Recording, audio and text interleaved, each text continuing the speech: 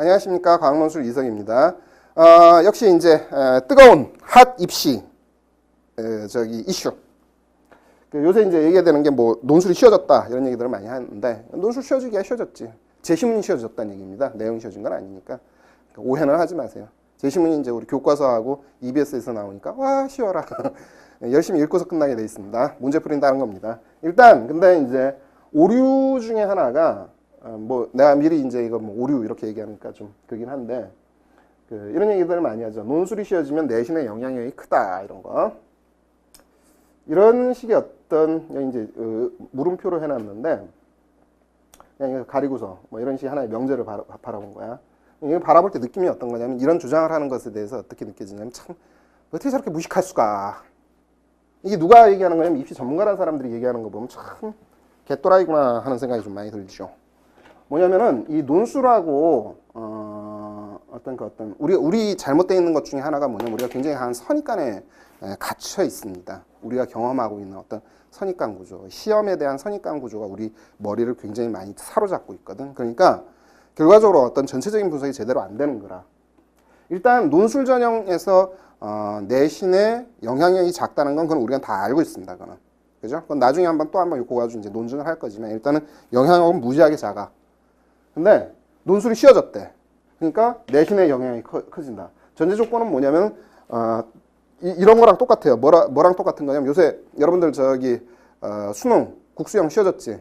그러니까 이제 얘기가 이렇게 나옵니다. 국수형이 쉬워졌으니까 뭐가 중요하다? 탐구. 여러분 국수형이 쉬워졌기 때문에 탐구의 영향이 커질 수 있는 사람은 누구냐면 국수형 만점 나오는 애들이야. 여러분 만점 나와? 그러면 이제 탐구의 영향이 크다고 얘기하세요. 탐구 신경 많이 쓰세요. 그러나 대다수는 그렇지가 않단 말이야. 근데 지착학 속에 들어가 버리는 거지. 여기도 구조적인 문제가 있습니다. 자, 이제 어떤 거냐면 우리 수능을 잠깐 생각해 봅시다. 수능 문제가 어떻게 되냐면 문항당 배점이 있어요. 뭐 4점짜리 문제, 뭐 2점짜리 문제 이렇게 있는 거지. 그래서 어떻게 되냐면은 그 문제를 맞추느냐 못 맞추냐에 따라서 올, 오와 나싱이 돼버리는 겁니다. 예를 들어서 4점짜리 문제가 있어. 4점짜리 문제 내가 맞췄어. 그럼 어떻게 돼? 올에 해당하니까 나 4점을 얻게 되는 거야. 못 맞추면은 nothing, 0이야. 마이너스는 안 생깁니다. 참 좋아요. 마이너스도 생기면 좋겠는데. 그래서 수능은 기본적으로 어떤 특성을 가지고 있냐면은 절대평가적 특성을 가지고 있습니다. 이 말이 뭐냐면 절대평가라는 것은 어떤 점수 범위를 넘어서면 절대평가 알고 있지? 여러분 이제 한국사 가지고 여러분 좀 뺑뺑이 치게 생겼잖아. 그지? 한국사 근데 쉬우니까 걱정하지 마세요. 예? 문과는 3등급이고 이과는 4등급이면 됩니다. 굉장히 쉽습니다. 내가 봐도 나 1등급 나오겠더라. 내가 한번 한국사 예시 문제 풀어봤더니 말 같지도 않은 문제들이 나오기 때문에 걱정 안 하셔도 되고. 근데 여하튼 수능 쪽은 뭐냐? 그게 절대평가. 절대평가는 어떤 점수 이상을 넘어서면은 그거를 갖다 그냥 그 점수 자체로 평가를 하는 겁니다. 그게. 그러니까 수능은 기본적인 성격이 절대평가적 성격이 있어서 각 문항당으로 따지게 되면은 오로와 나싱이라는 절대평가가 이루어지는 거야. 그래서 4점짜리에 대해서는 맞추면 4점, 못 맞추면 0점. 절대평가 됐네? 그지? 그 다음에 2점짜리 문제는 맞추면 2점, 못 맞추면 0점 이렇게 되는 거지. 그래서 그 문항들을 전부 다 이제 합산을 합니다. 문항별 얻은 취득한 점수들을 다 합산하는 거야. 그래서 그게 이제 우리가 원점수라고 얘기하는 거지. 합산된 거를. 근데 수능 자체는 이제 원점수로 정시 전형에서는 수능 자체의 어떤 점수가 공개될 때는 그 원점수로 공개되지는 않죠. 어떻게 되죠? 표준 점수. 그다음에 백분위, 승차 그다음에 등급 이렇게 이제 구성이 되지. 근데 정시에서 등급은 쓸모가 없고 표준 점수하고 백분위만 의미가 있습니다. 그러나 여하튼 표준 점수라는 거 제일 이제 비중이 크는 이제 표준 점수가 많이 활용이 되는데 표준 점수라는 것 자체는 어디서 유래가 된 거냐면 원점수에서 유래가 된 거야. 그러니까 일종의 절대평가적 성격을 가져갑니다. 근데 문제가 이렇게 되는 거지. 여하튼 문항별 배점이 합산이 됐어. 그리고 나중에 표준 점수를 만들겠지만 문항별 배점은 합산이 된 거지. 그리고 거기서 표준 점수가 나올 거야. 여하튼 수능은 그 점수들의 합산에 의해서 뭐가 만들어지지? 여러분의 서열이 결정이 됩니다. 다 만점 받으면 어떻게 돼? 국수영탐 다 만점 받으면 1등 이렇게 되는 거지. 수능 응시자 60만 명 중에서 1등 이렇게 되는 거고 좀 틀리면 틀리는 만큼 그지? 이렇게 후순위로 쭉쭉쭉 가겠지. 여러분들이 이제 숨겨진 진실이 있습니다. 알기 싫은 진실, 불편한 진실이 있습니다. 어떤 게 있냐면은 이 점수를 받은 양에 따라서 어떤 그 만점은 뭐 1명 나왔다 칩시다. 뭐 요새는 그것도 만점도 꽤 많이 나오더라. 10명씩 나오는데 뭐 그 다음 서열에 해당하는 표준 점수 합산 값은 뭐 한 100명 뭐 이런 식으로 나온다고 치자고. 그러다 보면 어떤 일이 벌어지냐면은 어떤 그 특정 서열 내에 동점자가 무대기로 발생하게 돼 있습니다. 밑으로 쭉쭉 가다 보면은, 그지? 우리가 이제 대학에 지원할 때는 어떻게 하는 거냐면 그 이제 표준 점수를 가지고 지원을 하게 되는데, 어떤 일이 벌어지냐면은 여러분들 요새는 이제 학생부 수능 정시에서는 보통 이제 수능만으로 가려는 경향이 제일 큽니다. 100% 수능으로. 근데 이제 100% 수능으로 가면은 어려운 부분이 하나가 있습니다. 어떤 거냐면은 동점자가 발생했을 때 이거를 갖다가 서열 세우기가 어려워져요. 그래서 일부 대학들은 어떻게 하냐면은 학생부를 같이 합산을 해버립니다. 단 학생부는 뭐를 전제로 하는 거냐면 많이 비중이 크지 않도록 아주 그냥 눈곱만큼 들어가게 해버리는 거거든. 그게 이제 일종의 서열 구조를 결정하는 데 도움이 되기 때문에 그렇게 하는 겁니다. 혹은 이제 과목별로 교과 영역별로 서열을 정합니다. 그러니까 뭐 동점자가 발생했을 때 수학 우선이다, 뭐 영어 우선이다, 뭐 국수형 합산 우선이다, 뭐 이런 식으로 이제 그걸 배정을 하는데 여러분들이 어느 대학을 좋아하는지는 잘 모르겠는데 하여튼 대한민국에 대학이 많아요. 뭐 서영고, 서성한, 중경예시 어쩌고저쩌고 있는데 내가 방금 언급한 서영고, 서성한, 중경예시 이 대학 이게 서열이야. 대학 서열. 우리가 머릿속에 가지고 있는 서열이거든. 이 대학 서열에 어느 순간부터 뭐가 발생해 버리냐면 수능 동점자가 연락이 많이 생겨버립니다. 그 대학은 학생부를 엄청 적게 반영하려고 무지하게 노력을 하는 대학이야. 근데 그 대학별 환산 점수라는 게 있습니다. 환산을 시켰더니 어떤 일이 벌어지냐면은 환산 점수 그러니까 커트라인이라고 우리가 얘기하지 한 2점 범위 내로 생각하면 돼요. 거기에 합격자의 50%와 불합격자의 80%가 존재하더라. 이럴 수가. 자, 불합격자는 뭐 때문에 떨어졌지? 학생부 때문에 떨어졌습니다. 그 눈곱만큼, 그 반영 안 하려고 노력했던 그 눈곱만큼 때문에 떨어진 거고, 합격자는 뭐죠? 별로 신경도 안 쓰던 학생부에 덕에 합격하는 그런 일이 벌어집니다. 근데 우리가 자체가 내가 왜 합격했고 내가 왜 떨어졌는지 그걸 세밀하게 알 수는 없어요. 그건 대학만 압니다. 여하튼 그 컬라인에서 어떤 일들이 벌어지냐면은 동점자의 희비가 무지하게 갈리게 돼 있습니다. 그게 이제 그러니까 생각도 못했던 학생부 내신 혹은 그 교과목의 서열 그러니까 동점이 발생했는데 나는 다행스럽게 수학을 잘 봤어. 그래서 국어 잘 본 남보다는 뭐 앞섰다든지 막 이런 일들이 벌어집니다. 이게 불편한 진실. 우리 수능이면 다 서열 잘 세울 것 같지. 웃긴 소리 하지 마세요.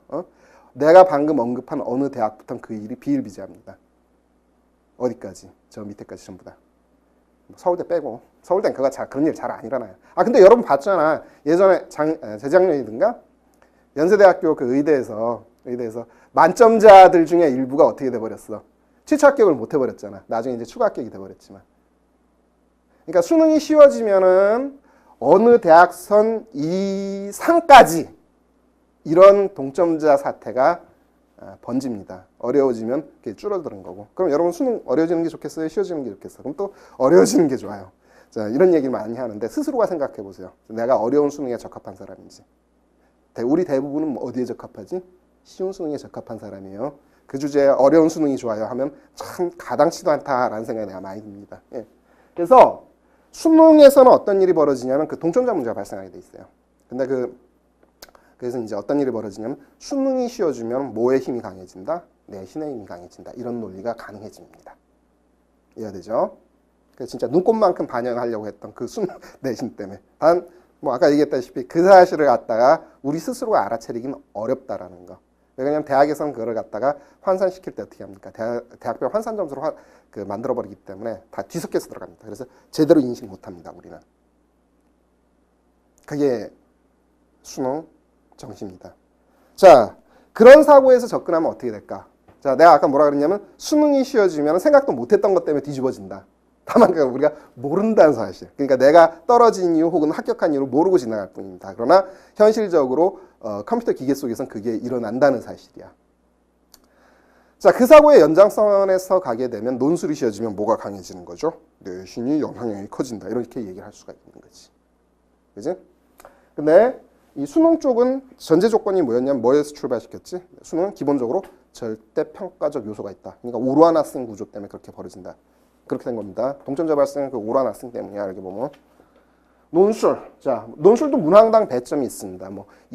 100점 만점이라고 할 때 1번은 20점, 2번은 30점 이런 식으로. 그런데 차이점이 있습니다. 우리는 그 수능은 오류한 학생 구조로 가기 때문에 그 맞췄느냐 못 맞췄느냐 두 가지 경우만 나오게 돼 있어. 각 문항에 대해서. 그래서 맞추면 해당 배점 딱 먹고 못 맞추면 어떻게 되지? 못 먹고 이렇게 되는 거야. 근데 논술은 그 개별 문항 범위 내에서는 뭐가 이루어지냐면 상대평가가 이루어집니다. 무슨 말이냐면은 논술은 직접적으로 점수를 적용하지 않습니다. 예를 들어서 1번 문항이 20점 만점이라고 합시다. 그 1번 문항을 이제 교수들이 그 채점자들이 채점을 합니다. 채점을 하다 보면은 이제 채점을 할 때 여기에 몇 점 이렇게 적용을 하지는 않습니다. 가채점이라는 단계에서 그걸 하긴 하는데 그건 이제 별개의 요소고 보통 이런 식으로 점수를 환산합니다. 그 어떤 한 문항에 대해서 A 등급, B 등급, C 등급 이런 식으로. 학교마다 여러 가지 케이스가 있는데 대학마다 5등급 구조로 가는 경우도 있고 7등급 구조로 가는 경우도 있고 9등급 구조로 가는 경우도 있습니다. 그러다 보면 어떻게 됐냐면은 어떤 1번 문항에 대해서 1번 문항이 무지하게 어려운 문제거든. 거의 그냥 전원이 그 점수로 따지게 되면 거의 빵점 구조야. 그냥 백지 상태로 다 냈어. 아니라 백지라고 하면 채점을 못 하니까 글자 수가 이제 몇 개씩 있습니다. 너무 어려운 문제였어. 그래도 채점은 해야 돼. 그리고 애들한테 그래도 이게 말이 좀 적합하지는 않은데 글자 수로 이제 채점을 한다고 가정을 합시다. 그러다 보면 글자 수 많은 놈이 뭐가 되는 거지? A등급. 그 다음 B등급, C등급. 뭐죠? 상대평가가 이루어집니다. 그리고 알고 보면 이 문제 자체는 이 A등급 받은 놈이나 B등급 받은 놈이나 알고 보면 그 답 맞추는 거 기준으로 하면 0점짜리들이지만 A등급은 뭐를 얻게 되죠? 20점을 가져가게 되는 버립니다. 빵점 수준에서도. 경우에 따라서는 전부 다 맞추는 수준, 100점 만점에 가까운 전부 다 그런 식의 어떤 쉬운 문제가 나왔어요. 그래도 상대평가를 해야 됩니다. 그 문제 범위 내에서는. 그 다음은 어떻게 되죠? A등급, B등급, C등급이 나눠지게 돼버립니다. 그래서 1명, 2명, 3명 이런 식으로. 그리고 이제 A등급 받은 놈은 또 거기서 20점 가져가는 거지. 그 문항단 점수가 20점이라 그럼. 결과적으로 어떻게 되는 거냐면은 논술 쪽은, 이건 논술만 그런 거 아닙니다. 면접도 똑같습니다. 논술이나 면접 쪽은 이 수시의 특성이야. 기본적으로 뭐에서 출발하는 거냐면 상대평가에서 출발을 해버립니다. 서열부터 먼저 정합니다. 그러니까 수능 정시는 점수가 먼저 결정이 되고 그 후에 서열이 결정이 됐지만 수시 논술 면접 전형은 서열이 먼저 결정이 되고 그 다음에 점수가 만들어집니다. 그래서 그 점수들을 갖다 문항당 그 점수를 이제 나중에 이제 차근차근 또 다른 문항들하고 연결시켜서 합산을 하겠지. 그리고서 이제 전체 점수가 나오겠지만 여하튼 출발점은 뭐다? 상대평가에서 출발하는 거야. 그래서 상위자는 그러니까 서열 상위에 있으면 어떻게 돼? 고득점, 하위에 있으면 어떻게 돼? 저득점이 돼버리는 거지. 그러니까 우리가 우린 논술이 쉬워지면 그게 제대로 변별되겠냐 이런 얘기들 하는데 변별 다 됩니다. 서열 매겨버리면 되는 거니까. 수능도 마찬가지야. 수능 쉬워지면 제대로 변별력이 떨어진다 그러는데 그거 개 같은 소리예요. 변별은 다 됩니다. 서열 세우는 건 그건 별거 아닙니다. 예? 그리고 대학별 환산 점수 만들 때는 어떻게 하냐면 소수 두 채짜리까지 내려갑니다. 그러면 다 서열 만들어집니다. 걱정하지 마세요. 그거 가지고 변별력 떨어지니 하는 거 얘기하는 거 웃긴 소리 들으면 안 거고. 일단 논술은 뭐지? 서열이 먼저 결정이 되고 그 다음이 점수야. 그러다 보니까 상위 서열은 고득점 되고 하위 서열은 저득점이 되는데, 자, 그래서 최종 배점이 나왔어. 자, 일단 뭐가 되죠? 수능 정시 같은 경우는 특정 서열 내에 동점자 다수 발생이 가능합니다. 논술 쪽은 동점자 발생 가능성 희박이라는 건 상위자를 전제로 하는 거고 하위자들은 어떻게 될까?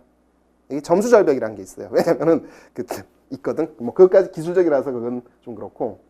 그 저득점 범위에는 점수 절벽이 발생하게 돼 있어요. 그래서 거기엔 다수의 동점자가 존재합니다. 근데 이쪽은 학생부를 갖다 논할 필요가 없지. 이미 저득점이니까 어떻게 돼? 다 떨어질 건데 그지? 그래도 서열을 만들어야 되기 때문에 학생부가 반영이 됩니다. 고득점자도 다 마찬가지고 저기 자 6등급 우리 그 6등급이라는 게 대한민국에 이제 평균 7, 8, 9는 거의 없다는 전제하에서 존재하지 않으니까 6등급을 기준으로 합시다. 그 내신 실질 반영률 연세대 1%, 고려대 0.24%, 서강대 0.4%입니다. 이건 나중에 한번 이걸 가지고 얘기를 하겠지만 자 이렇게 내신을 반영 안 하려고 무지하게 노력을 했습니다. 논술에서.